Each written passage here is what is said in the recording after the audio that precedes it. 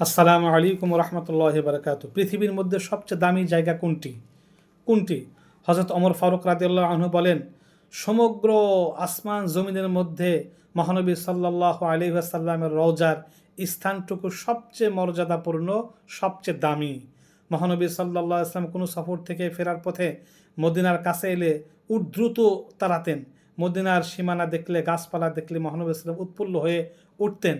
মহানবী সাল্লাম দোয়া করেছেন, হে আল্লাহ, মদিনার মাটিতে ফলে ফসলে আবহাওয়ায় তুমি বরকত নাজিল করো। মহানবী সাল্লাহ সাল্লাম মদিনার ধুলা বালি সহজে ঝেড়ে ফেলতেন না বা চাইতেন না।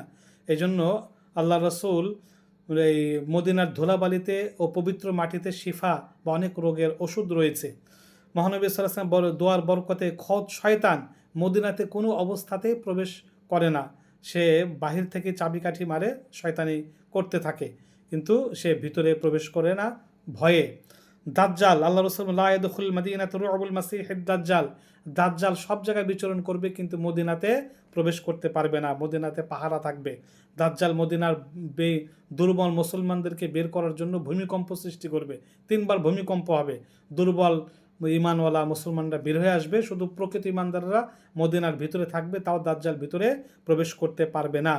মহানবী সাল্লাল্লাহু আলাইহি ওয়াসাল্লাম মদিনাকে খুব ভালোবাসতেন এবং আল্লাহ রাসূলের যে রওজা যেখানে শুয়ে আছেন ওই জায়গাটা পৃথিবীর সবচাইতে দামি জায়গা। এমনকি কাবা ঘরের চাইতে বেশি মূল্যবান রয়েছে এই জায়গাটি।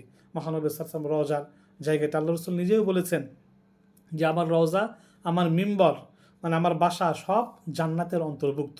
দুনিয়াতে জান্নাতের একটা খণ্ড, একটা অংশ, একটা প্রদেশ, জান্নাতের একটা প্রদেশ।